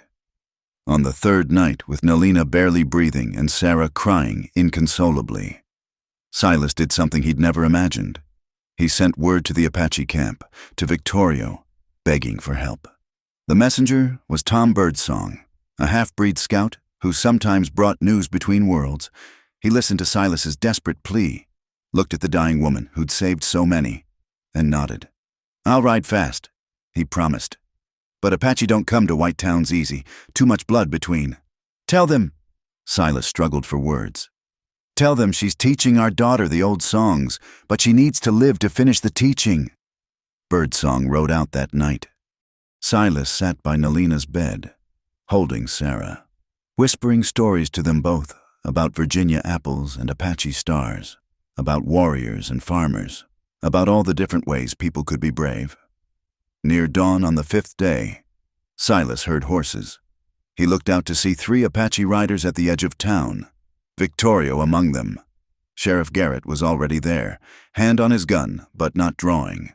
"They're here for her," Silas called out, stepping onto his porch. "For my wife, their family." Garrett looked between Silas and the Apache chief, understanding dawning on his weathered face. "So that's how it is," he said quietly. Then, louder, "Let them pass. Medical emergency. Town's got bigger problems than old feuds." Victorio entered the house like a force of nature. He took one look at Nalina and began speaking rapid Apache to his companions. They produced medicine bundles, herbs Silas didn't recognize, and began working with practiced efficiency. "You," Victorio pointed at Silas. "Take child. Go outside." "But she fights between worlds. Too many spirits in one room. Go." Silas went, sitting on his porch with Sarah while the sun climbed. Townspeople gathered at a distance, watching the Apache horses, the house where ancient enemies worked to save one of their own. Some muttered darkly, but others, those Nalina had helped, stood like guards, preventing trouble. Hours passed. Sarah slept in his arms, peaceful despite everything. Then the door opened and one of Victorio's companions emerged, speaking in broken English. "Woman asks for you." Inside, Nalina was awake, still pale but with clarity in her eyes. Victorio sat beside her, holding her hand like the uncle he was. They'd been speaking, and tears marked both their faces. "Uncle says I was trying to be bridge for everyone," she said weakly. "Forgot bridges need strong foundations or they collapse." Silas knelt beside her, Sarah waking in his arms. Nalina reached for their daughter, smiling as the baby gurgled and grabbed for her hair. "I saw the other side," she whispered. "My mother, your sister Sarah. They said not time yet.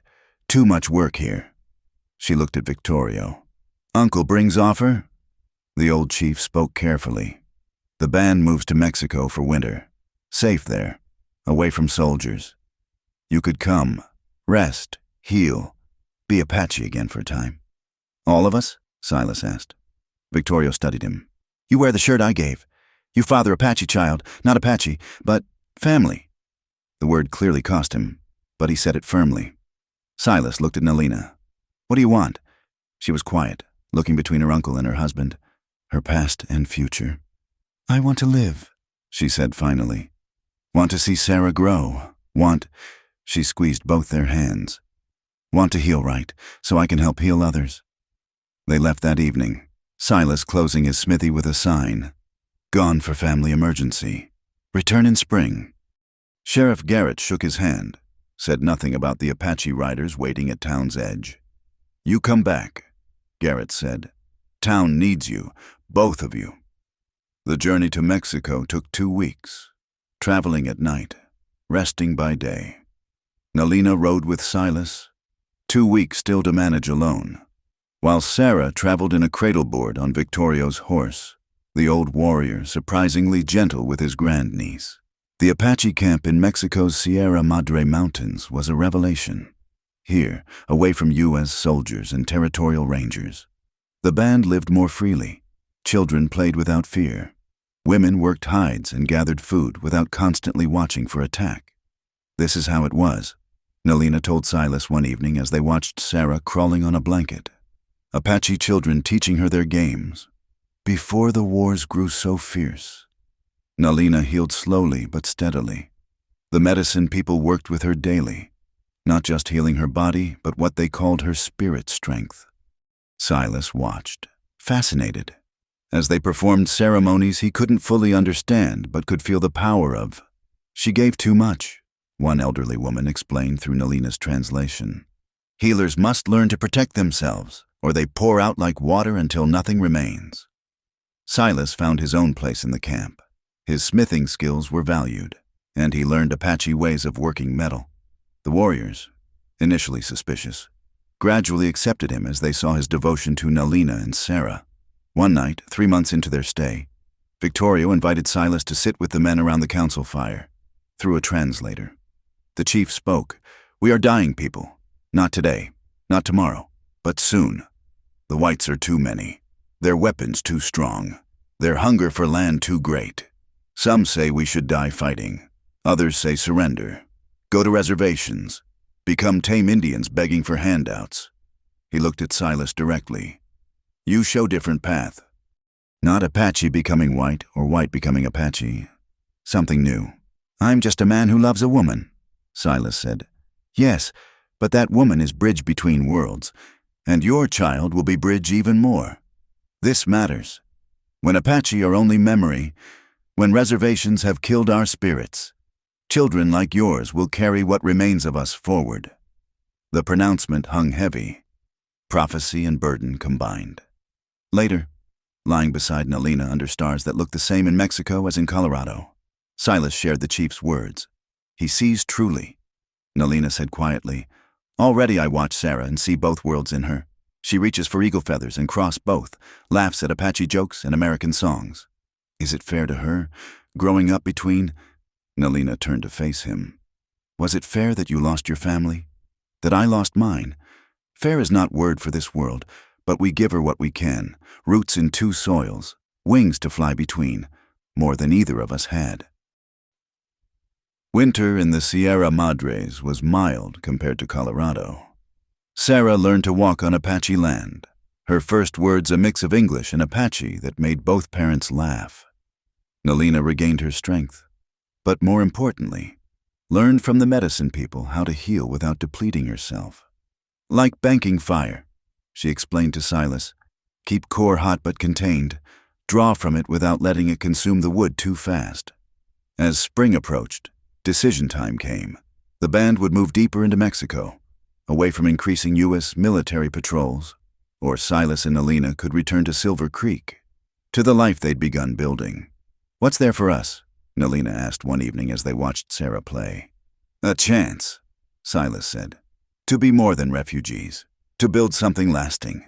That town accepted us, slowly, grudgingly, but they accepted us, and they need us." And when men like Morrison come again? When someone decides Apache wife and half-breed daughter are too much to tolerate? Then we face it, like we always have. He took her hands. "I'm not saying it'll be easy, but hiding in mountains, always running, is that what you want for Sarah?" She was quiet for a long time. "No," she admitted. "I want her to walk in town without shame. Want her to learn from books and from elders both. Want her to have choices we didn't." The parting was hard. Victorio blessed them again. Blessed Sarah especially. The medicine people gave Nalina sacred items for protection and healing. Warriors who'd become friends clasped Silas's hand, calling him brother. "You teach her our ways." Victorio charged them. Language, stories, beliefs, but also teach her to survive in white world, make her strong in both. "We will," Nalina promised. They rode north as spring painted the desert in brief bloom. At the border, they paused, looking back toward the hidden camp. Forward toward Colorado. "No regrets?" Silas asked. Nalina shifted Sarah on her hip. The child rode with her now, pointing at everything, chattering in her mixed tongue. "Many regrets, but not about choosing this path, not about choosing you." They crossed back into American territory, back into a world that would challenge them daily, but they crossed it stronger than before. Nalina with her power contained but not diminished. Silas with his understanding deepened.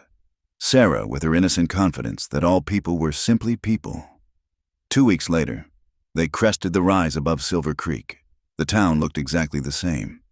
Rough, raw, clinging to the mountainside like a stubborn weed. But Silas saw it differently now. Not just a mining camp, but a community. Not just a place to hide, but a place to build. "Home?" Nalina asked. "Home," he agreed. They rode down Main Street openly, no longer trying to hide.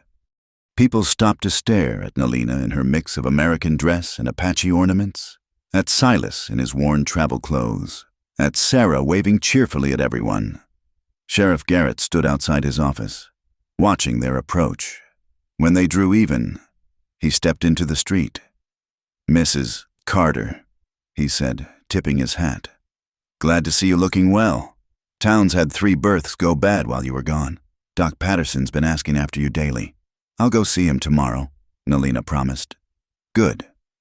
Garrett looked at Silas. "Your shop's as you left it. Had to run off a few men thought to squat there, but it's waiting." He paused. "People know now. About your wife. Some left because of it, but most stayed. Figured any woman who'd work herself near to death saving others deserved whatever name she claimed." That night, in their own home again, they put Sarah to bed in her cradle, almost too small for her now.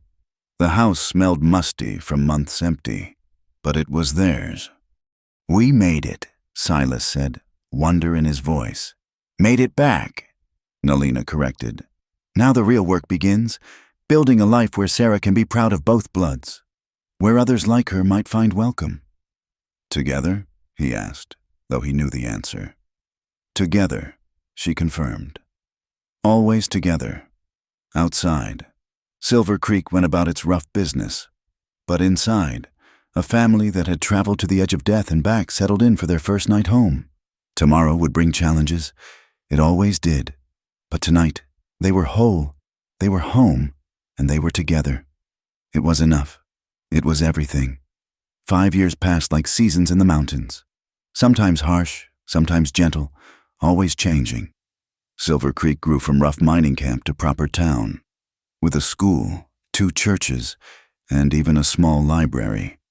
Silas's smithy prospered, his reputation for honest work drawing customers from neighboring settlements. Nalina's healing practice flourished alongside Doc Patterson, who'd finally conquered his drinking and become her eager student in herbal medicines. Sarah grew like a wildflower, beautiful, resilient, and impossible to contain. At 5, she spoke 3 languages: English for school and town, Apache for stories and prayers, and Spanish picked up from Mexican miners. She had Silas's gray eyes and steady hands, Nalina's quick mind and fierce spirit. Their life had found rhythm, acceptance hard-won but real. Then came the letter that changed everything. Sheriff Garrett delivered it personally on a June morning, his face grave. "From the territorial governor," he said, "about the new Reservation Compliance Act." Silas read it with growing dread. All Indians, regardless of circumstances, must report to designated reservations by year's end. Any found outside reservation boundaries would be arrested. Any whites harboring fugitives would face imprisonment. "This changes nothing," Silas said firmly. Garrett sighed. "Changes everything. Friend, I've looked the other way for years because you're good people.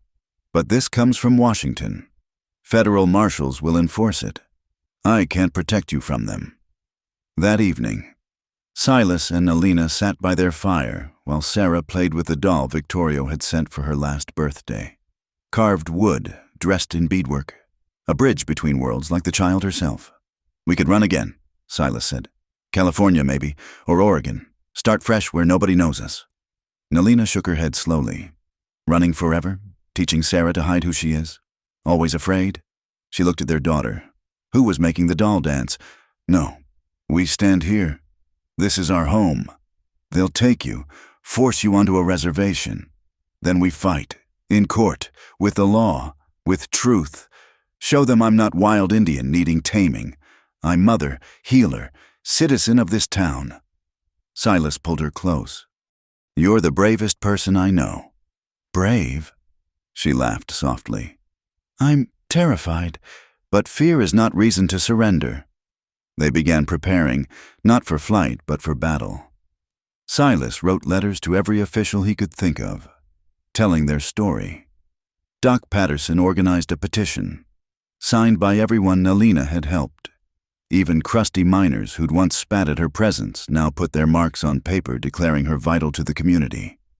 The federal marshals arrived in September, 2 hard men with harder eyes. They came to the smithy where Silas was working. "Silas Carter, we have a warrant for your wife, one Nalina of the Apache tribe. Violation of the Reservation Compliance Act. She's at the clinic," Silas said evenly. "Delivering a baby. You'll wait." The senior marshal, a man named Briggs, rested his hand on his pistol. "We'll do no such thing." "Yes," said a voice behind them. "You will." Judge Frederick Townsend stood in the doorway, not the local justice of the peace, but a federal judge from Denver. Beside him stood Tom Garrett and what seemed like half the town. "Your Honor," Briggs said, clearly surprised. "We have orders, and I have jurisdiction." Townsend cut him off. "There's been a legal challenge filed. Until I hear the case, no one's going anywhere." Silas stared. He'd written to judges. Yes, but never expected one to actually come. Townsend caught his look. "Your letter intrigued me, Mr. Carter, as did the 57 accompanying testimonials. A woman who saved that many lives deserves her day in court." The hearing convened the next morning in the town hall. Word had spread, and the building overflowed with spectators. Nalina sat between Silas and a young lawyer Townsend had brought, wearing her best dress but also her Apache wedding necklace, hiding nothing. The federal prosecutor, brought from Denver, made his case simply. Law was law. Nalina was Apache. She belonged on a reservation. End of discussion. Then the defense began. Doc Patterson testified first, detailing the lives Nalina had saved, the medical knowledge she possessed, her integration into the community. "She's no more a wild Indian than I'm a Scottish Highlander," he declared. "Heritage isn't destiny." Sheriff Garrett spoke of her law-abiding nature, Her contributions to town peace. The minister's wife described Nalina teaching Sunday school, sharing Apache creation stories alongside biblical ones, helping children understand different ways of seeing God. Greta, the midwife, counted the 33 babies Nalina had helped deliver safely. She brings life into world. How is this dangerous? Even Chinese merchants testified through translators, speaking of fair treatment when others shunned them, of medicine that transcended cultural boundaries. Then Silas took the stand. He spoke of their meeting, their journey, their love. But more, he spoke of what Nalina represented. This country's supposed to be about freedom, he said. Freedom to build something better than what came before. My wife and I, we're not Apache or white. We're American, trying to live the promise this nation claims to offer. You send her to a reservation. You're not just imprisoning her. You're admitting the promise is a lie. Finally, Nalina herself spoke, calm, dignified. She told her story without bitterness or plea for pity. She spoke of loss and survival, of choosing love over hate, of wanting simply to heal people and raise her daughter in peace. I cannot change my blood, she concluded, but blood does not define belonging. This town is my home. These people are my tribe now. Not because I abandon Apache ways, but because I add them to American ways. This country is large enough for both, or it is not the country it claims to be. Judge Townsend deliberated for an hour. When he returned, his face was unreadable. The law is clear, he began, and Silas's heart sank. All Indians must reside on reservations. He paused. However, the law defines Indian as those maintaining tribal affiliations and living in tribal ways. Mrs. Carter, while Apache by blood, has clearly chosen citizen life. She maintains a household, practices a profession, pays taxes, and contributes to her community. In the eyes of the law, she has effectively ceased to be Indian and become simply American. The courtroom erupted. Some cheered, others protested. Briggs jumped to his feet. Your Honor, this sets dangerous precedent. Yes, Townsend agreed. It does. It says that in America, people can choose their path, that integration is possible, that judgment should be based on character and contribution, not blood alone. He looked directly at Nalina. Case dismissed. Mrs. Carter is free to remain in Silver Creek. But he wasn't finished. However, this ruling applies only to Mrs. Carter specifically. The broader law remains. I suggest, Mr. and Mrs. Carter, that you consider legal adoption of American citizenship formally. It would provide additional protection. That evening, Silver Creek celebrated. The saloon offered free drinks. The church bells rang, and people who'd once crossed streets to avoid Nalina now shook her hand. Sarah danced between well-wishers, not fully understanding, but knowing something good had happened. But Silas saw the sadness in Nalina's eyes. What's wrong? He asked when they finally got home. I won, she said quietly. But only by saying I'm not Apache anymore, only by denying part of who I am. You didn't deny it. You expanded it. She looked at sleeping Sarah. Will she have to choose too? Say she's white to be free? No, Silas said firmly. By the time she's grown, the world will be different. Has to be. We'll make it different. A month later, autumn painting the aspens gold, they held a ceremony. Not in church or courthouse, but in the meadow above town where earth met sky. Nalina's uncle Victorio came, risking arrest to perform an Apache blessing. Judge Townsend attended to oversee the citizenship oath. Nalina stood between worlds literally. Apache relations on one side, townspeople on the other, Sarah in her arms. She spoke words in Apache, then English, then Spanish, claiming all her heritages while pledging loyalty to the nation that finally accepted her. I am Nalina Carter, she declared. Apache by birth, American by choice, human by the grace that connects all peoples. I swear to honor all these truths in myself and my children. Silas had never loved her more. Years flowed like the creek that gave the town its name.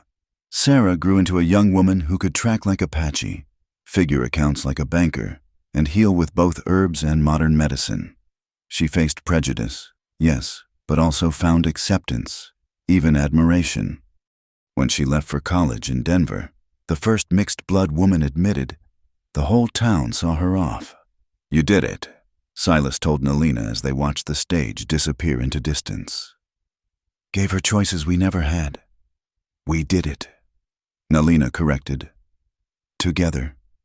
More children followed. Thomas, who had his mother's healing hands. Mary, who inherited her father's steady strength. Little James, who spoke his first words in Apache and laughed like sunshine. Silver Creek evolved too, from mining camp to proper town to small city. The silver played out, but agriculture and trade continued. Nalina opened a proper clinic. Silas expanded from smithing to hardware and machinery. They became pillars of the community, their early struggles fading into town legend. On their 25th anniversary, the town threw a surprise celebration. In the same hall where Nalina had fought for her freedom, hundreds gathered to honor them. Sarah came from Denver with her doctor husband and twin boys. Thomas brought his teacher wife from Colorado Springs. Mary and James, still young, performed a dance that blended Apache tradition with American steps. Sheriff Garrett, now mayor, presented them with a plaque. To Silas and Nalina Carter, who showed us that love bridges all divides and that courage comes in many forms. Later, walking home under familiar stars, Nalina asked, "If you could go back, knowing everything, would you still spend that last dollar?" Silas laughed, pulling her close despite their graying hair and deepening lines. "Best investment I ever made, though you were never property to be bought." "No," she agreed, "but you bought my freedom to find myself, to find us." They paused at the rise overlooking Silver Creek, lights twinkling below like earthbound stars. Somewhere in that town, their children and grandchildren were building lives unimaginable when a broken soldier spent his last cent on an Apache woman's freedom. Was it worth it? Nalina asked. All the pain, the fear, the fighting. Silas thought of Morrison's body in the dust, of fever-bright nights when he thought he'd lose her, of standing before judges and marshals, of every moment they'd chosen the harder path because it was right. "Every second," he said, "every single second." She smiled, and for a moment he saw her as she'd been that first day, young, fierce, unbroken despite everything. Then the moment passed, and she was simply Nalina, his wife, mother of his children, healer of bodies and bridges of worlds. "Come," she said, taking his hand. "Let's go home." They walked down to Silver Creek, to the house that had sheltered their love and struggles, their hopes and fears. Behind them, the mountains stood eternal. Ahead, their grandchildren would face new challenges in a new century. But tonight, they were simply Silas and Nalina, proof that love could conquer law, that courage could reshape communities, and that sometimes the freedom found in each other was the greatest liberty of all. In the end, that was their gift to the world, not just their children or their work, but the living proof that two people from different worlds could create something new and beautiful together. They'd bought that possibility with everything they had, paid for it in blood, in tears, and determination, and it had been worth every price. Thank you so much for listening to this story of love and courage in the Wild West. I'd love to know where you're enjoying this tale from. Please share in the comments below. If you enjoyed Silas and Nalina's journey, don't forget to subscribe to the From Wild West channel for more stories of the American frontier. What did you think of their struggle for acceptance and freedom? Share your thoughts in the comments. I read every one and love connecting with fellow lovers of Western tales.